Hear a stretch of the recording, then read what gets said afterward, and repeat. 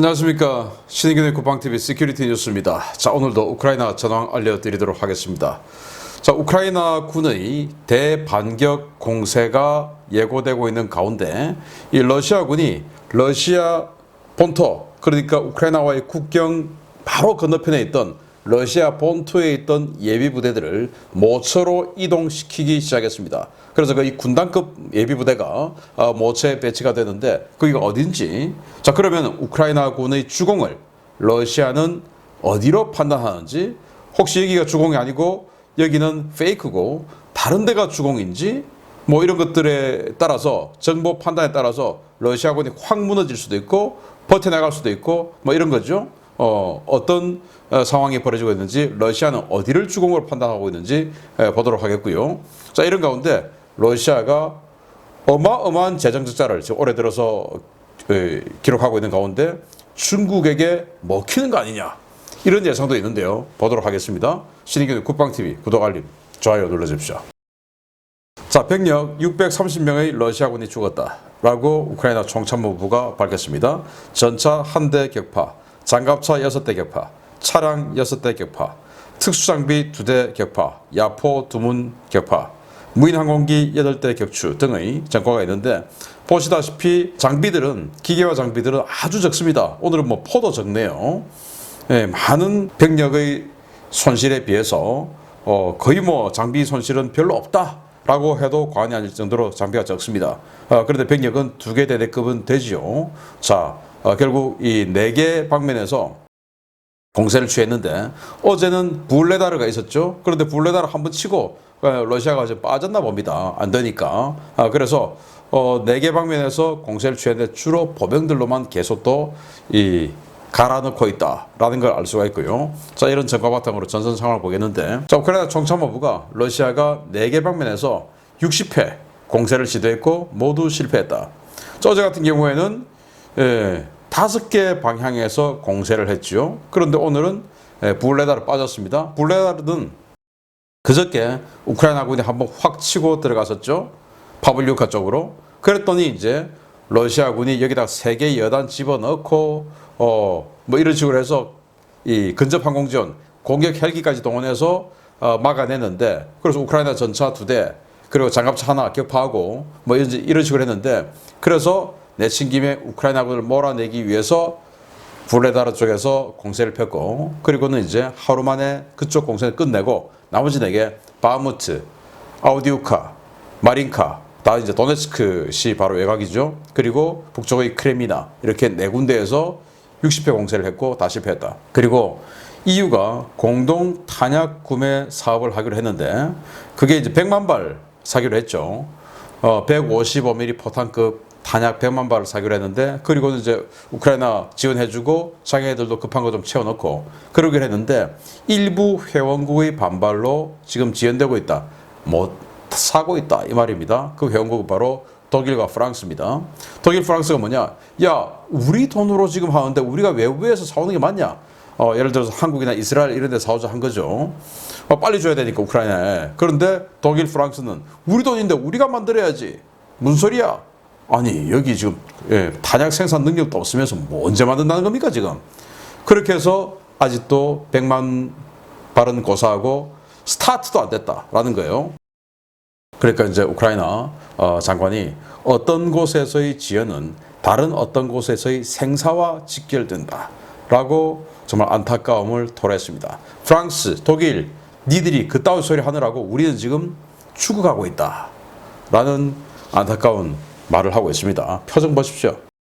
자, 존 커비 백악관 조정관은 한미 정상회담에서 우크라이나 지원 논의할 것이다. 그래서 이번 정상회담에 우크라이나 지원에 대한, 즉 군사적 지원에 대한 의제가 들어가 있다라는 걸 공식적으로 이야기를 했고요. 주한 우크라이나 대사관에서는 이 한국의 5대 그룹 불러서 재건 사업을 논의했다. 우크라이나 재건 사업이 지금 1,000조 원 이상 된다고 하죠.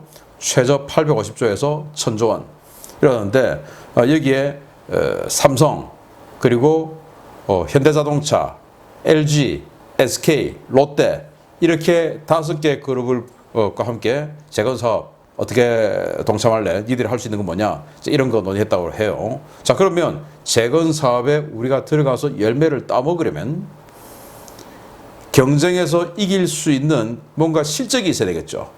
그러니까 지금 우리 정부가 추진하고 있는 우크라이나 군사장비 지원에 대해서 굉장히 중요하다라고 저는 생각하고요. 나토 사무총장이 키우에 깜짝 방문했고 협력 방안을 논의한다라는 건데 뭐 특별한 사항은 없습니다. 자, 미 공화당 소장파 의원들, 정확하게는 상원 의원 소장파 10명인데 이 사람들이 바이든 대통령에게 우크라이나에 대한 무제한 지원 중단을 요구했다라는 건데요. 뭐 어디 가나, 어느 당에 가나, 또 어느 나라에 가나 이상한 자들은 있죠. 자, 그리고 러시아 태평양 함대 사령관이 전투 준비 태세 불량을 뒤집어 쓰고 보직 해임당했다고 하는데 지금 러시아 태평양 함대에서 어마어마하게 큰 실기동 훈련을 하고 있죠. 동해 북부 지역에서 사격 훈련도 하고 뭐 잠수함 출항시키고 지금 난리 났지 않습니까? 백파이에 폭격기 출격시키고 뭐 이렇게 했는데 해보니까 전투 준비 태세 불량이다. 뭐 제대로 안 되는 게 너무 많다라는 거예요. 그래서 러시아 해군 태평양 함대 사령관이 바로 이 사람입니다. 세르게이 아바키안트 상장인데 이 사람에 대해서 보직 해임시켜버렸다 라고 하는 거예요. 좀 나이도 좀 있어 보이는데 조금 방만하게 운영을 했나 봅니다. 뭐 살이 이렇게 쪄 있는 거 보니까 열심히 근무는 안 한 것 같아요. 그리고 독일이 슈레더 전 총리가 설립한 독일과 러시아의 대화 포럼을 해체해버렸다라는 건데 슈레더는 완전히 친러 인사였죠. 그래서 지금도 러시아 국영기업의 고문으로 일을 하면서 막대한 돈을 받고 있습니다. 그래서 독일에서 이 슈레더에 대해서 전직 총리에 대한 예우 자격을 박탈해버렸어요. 그 정도로 지금 친러 인사인데 노스트롬 처음 만들고 했던 바로 그자 아닙니까? 그자가 독일하고 러시아 포럼을 만들었는데 그걸 지금 현 독일 정부가 해체해버렸다라는 거고요. 러시아가 툴라 지역의 M2 고속도로에서 S-400 지대공 미사일 포대를 이동시키다가 그 중에서 발사 차량이 전복해버렸어요. 이건데 발사 차량이 뭐 또 담배 폈나? 졸음운전했나? 러시아는 이렇게 미사일 발사 차량들 기동 중에 전복하는 사고가 자주 일어나죠. 저희 신인균의 군사 TV를 보시는 분들은 잘 아시겠지만 뭐 잊을만 하면 러시아에서 모처에서 미사일 발사 차량이 움직이다가 기동 중에 도로에서 사거리에서 커브를 틀다가 전복했다. 또는 뭐 러시아 탱크가 공군기지를 들이받아 버렸다. 뭐 이런 거 자주 나왔는데 지금도 이런 큰 사고가 발생했는데 도대체 군기라고는 전혀 없는 이런 얼빠진 군대다라는 걸 느낄 수가 있고요. 이참에 신인균의 군사TV 전 세계의 군사 무기 동향 이 군사 무기가 어떻게 움직이는가 알면 정치가 또 어떻게 움직이는가 알 수 있어요. 그 소식을 계속 전해드리니까 구독, 알림, 좋아요 눌러주십시오. 자, 그리고 러시아 국가두마가 국회죠.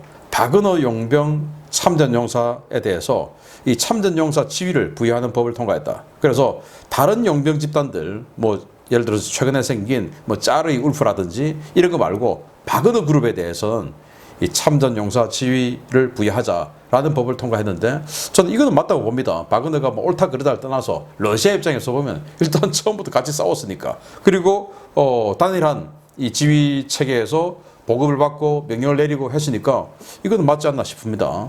그리고 러시아 오신트들이 우크라이나가 노바카우프카 그러니까 헤르손주 동쪽 지역이죠. 댐이 있는 여기에서 상륙 작전을 감행했다라는 건데 우크라이나는 거짓말이다. 그런 적 없다.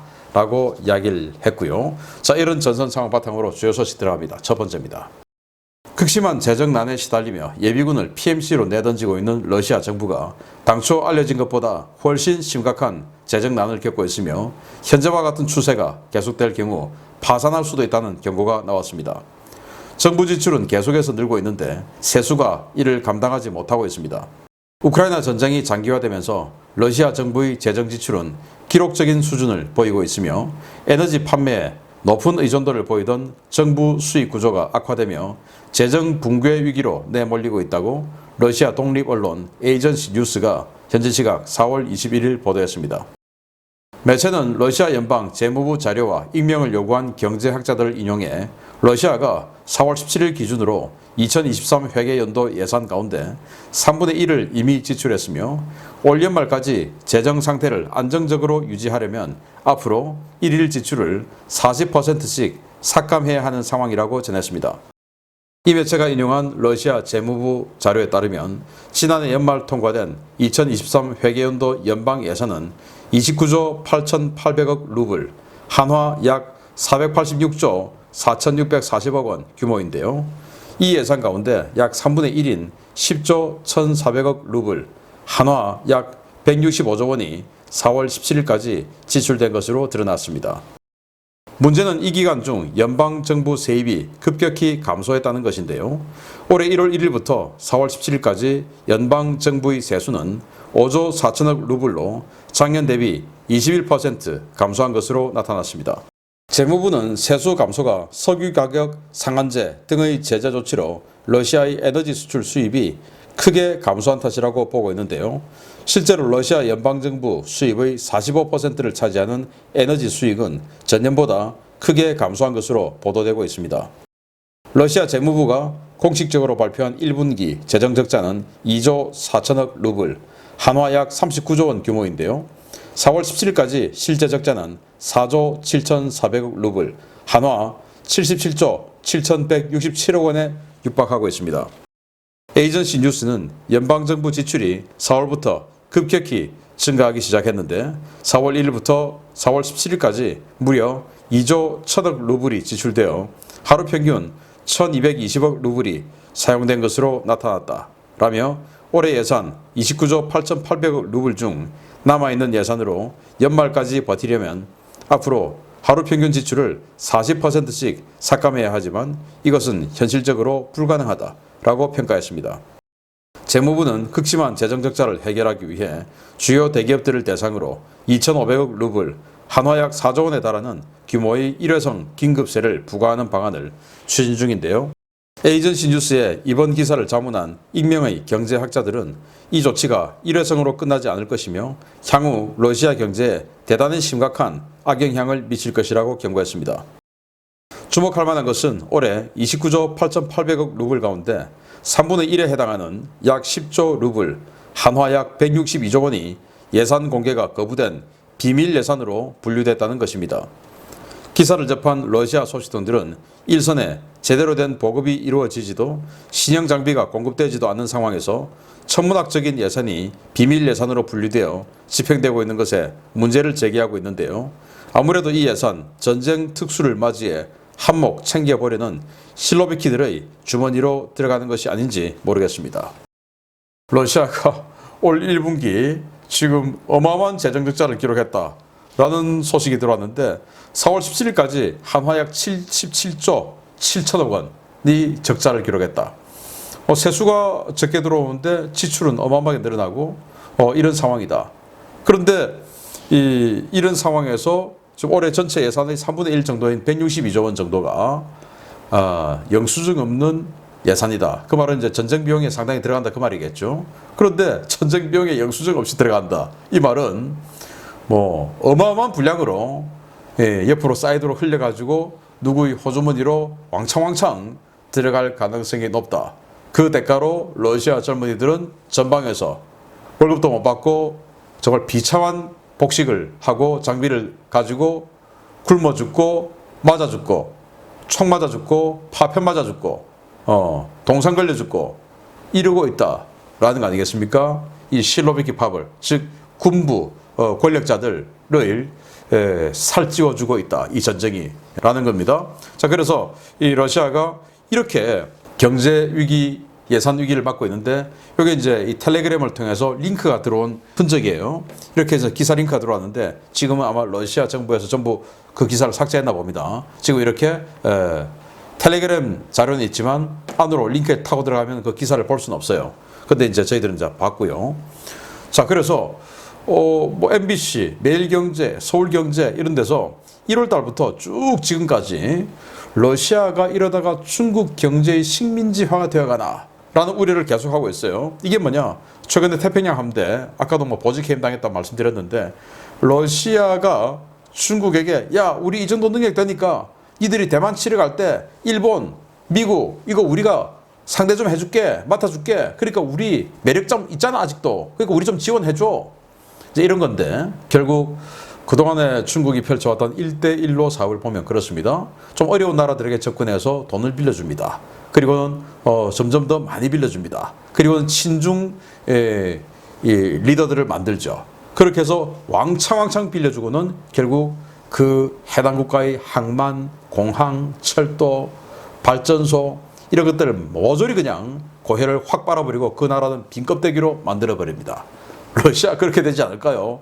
중국이 접근해서 그래 돈 빌려줄게 써라 써 하고는 이제 나중에 러시아가 완전히 그냥 중국 뱃속에 확 들어가 있는 이런 상황은 되지 않을까. 그러기 전에 러시아가 봉기를 해야 될 텐데요. 기왕 봉기하는 거 이 자치공화국들 다 그냥 과거에 전부 독립국가로 독립을 하듯이 이제 자치공화국들도 다 독립해보면 어떨까라는 생각이 드네요. 자, 두 번째입니다. 몇 주 내로 시작될 우크라이나군의 대공세의 주 타격 방향이 동부전선이 될지 남부전선이 될지는 키이우 최고 지도부만 알고 있을 겁니다. 그런데 러시아에서 우크라이나군의 대공세 방향을 예측한 듯한 대규모 병력 이동이 식별되었습니다. 이틀 전에 우크라이나 국방차관의 발언과 일맥상통하는 부분이 있어서 주목됩니다.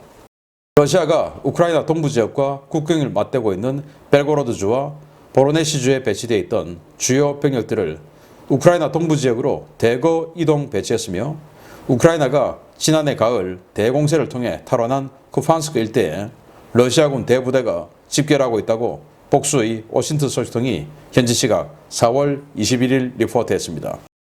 병력 이동이 식별된 것은 팽팽한 전선이 유지되고 있는 루한스크주의 스바토베에서 북동 방향으로 약 50km 떨어진 트로이스케 일대인데요. 현지 워싱턴들은 국경 너머에 있는 러시아군 제18 근위 차량화 소총사단이 완편 상태로 루한스크 북부 지역으로 투입되기 시작했다고 리포트했습니다. 증강된 부대는 발트 함대 지칼 지상 전투부대로 평시 칼리닝그라드에 주둔하는 부대였지만 지난해 여름 전선으로 차출되어 동부전선에서 여러 차례 전멸과 재편을 거듭한 제11군단 예하의 제18 근위 차량화 소총사단입니다. 18 차량화 소총사단은 지난해 가을 우크라이나군의 리만 고속기동전 당시 큰 피해를 입고 후퇴해 국경 밖으로 철수했던 부대인데요. 최근 몇 달간의 부대 재편 작업을 거쳐 예하 4개 차량화 소총 연대와 1개 포병 연대 전력을 모두 복원하고 루한스크 북부 지역에 나타났습니다. 이 부대를 작전 통제하는 제11군단은 국경에서 약 11km 떨어진 솔리다르네 정착촌에 지휘부를 설치하고 방어전 준비에 들어간 것으로 파악되고 있는데요. 예하에 18 근위 차량화 소총사단, 제244 포병여단, 제7 차량화 소총연대, 제152 미사일 여단, 제1432 차량화 소총연대 등을 배속받아 루한스크 북부 방어선을 보강했습니다. 현재 이 지역에는 제2 근위 차량화 소총사단, 제200 북극 차량화 소총여단, 제38 근위 차량화 소총여단, 제47 근위 전차사단 등이 배치되어 있는데요. 러시아가 국경 밖에 전략 예비로 남겨두었던 제18 근위 차량화 소총사단 병력을 루한스크 북부 일대에 배치하면서 워싱턴 소식통들은 러시아가 판단한 우크라이나군의 주 타격 방향이 루한스크 북부인 것으로 보인다는 관측들을 내놓고 있습니다. 군단급 병력이 포진하고 있는 러시아군과 달리 이 지역에 배치된 우크라이나군 규모는 볼품없기 짝이 없습니다. 물론 이 지역에 높은 수준의 작전 보안이 걸려있는 상태여서 정확한 부대 배치 상황은 확인되지 않고 있지만 이 지역에는 제14기계화 여단, 독립전차 부대인 제3전차대대와 제23전차대대가 식별되고 있고 최근 제132 정찰대대와 보안국 소속의 특수정찰팀이 전개된 것으로 알려졌습니다. 러시아군의 병력 이동 배치는 한나 말리아르 우크라이나 국방차관이 동부전선에서 반격을 위한 복잡한 조치들이 취해지고 있다 라는 발언이 나온 직후에 이루어졌는데요. 과연 꽁꽁 숨어있는 우크라이나군의 수십 개의 예단들이 정말 이곳에 있을지, 있다면 이곳에서 우크라이나군 공세부대와 러시아군 마지막 남은 전략 예비부대의 한판 승부가 벌어질지 루한스크 북부 전장에 모든 소식통들의 눈과 귀가 집중되고 있습니다. 루한스크 북부 지역, 그러니까 크레미나보다 더 북쪽에 있는 지금 격전이 벌어지고 있는 바흐무트, 바흐무트에서 한참 북쪽으로 올라가야 크레미나, 거기보다 더 북쪽에 지금 러시아군이 한 개의 군단을 배치해 놓고 있는데 거기다가 한 개의 군단을 더 배치했다 이겁니다. 그래서 지금 이 전면에 한 개 군단급 병력이 배치가 되어 있어요. 그 뒤에 지금 여기 이제 군단 11군단 사령부, 여기에 18 사단 사령부, 이렇게 해서 추가로 한 개 군단을 더 배치했는데 이게 전부 다 국경 넘어 이 지역에 그동안 재편되어 있던 부대들을 끄집어내어서 이 지역의 방어를 두텁게 한다. 여기 바로 이제 러시아죠. 바로 이제 러시아와 우크라이나의 국경 북쪽 끝입니다. 여기에 지금 러시아가 군단급을 예비부대를 더 집어 넣었다라고 하는 것은 혹시 여기를 주공으로 생각하나? 라는 건데, 이 지역의 날씨를 보면 지금 계속 비 와요. 계속 비 와. 그래서 이 다음 주도 비 와요. 그래서 4월 30일까지 지속적으로 비가 오는 것을 볼 수가 있는데, 그 말은 라스푸티차가 끝나지 않는다라는 거고, 그래서 5월 1일부터 비가 안 옵니다. 그래서 이 지역의 기상예보 상황을 보면 5월 첫째 주는 지나야, 우리의 어린이날 정도는 지나야 땅이 조금 기동이 편해지고 공세가 벌어지지 않을까라고 생각하는데, 이 지역은 우크라이나 이 동부 전선에서 가장 북쪽이고 남쪽으로 내려갈수록 비가 적게 와요. 그래서 이 남쪽 지역은 오히려 땅이 이 북쪽 이 지역보다는 빨리 단단해져 가고 있는 상황입니다. 그래서 지금 크게 봤을 때 이렇게 5개 지역으로 공세를 예측해 볼 수 있죠. 뭐 그냥 아까 노바카호프카 상륙 이야기 있었지만, 노바카호프카를 때리는 이 헤르손 남부 공세, 그리고 자포리자주 서쪽 공세, 이렇게 해서 이제 멜리토프를 바로 치고 들어가는 이 공세, 그리고 불레다르 쪽에서 치고 들어가서 베르단스크와 마리우폴을 점령하는 이 공세, 그리고 이제 크레미나 바흐무트 쪽에서 치고 들어가는 지금 격전지에서의 바로 그냥 카운터 어택, 그리고 지금 러시아가 한 개 군단을 배치한 이 북부 지역 공세.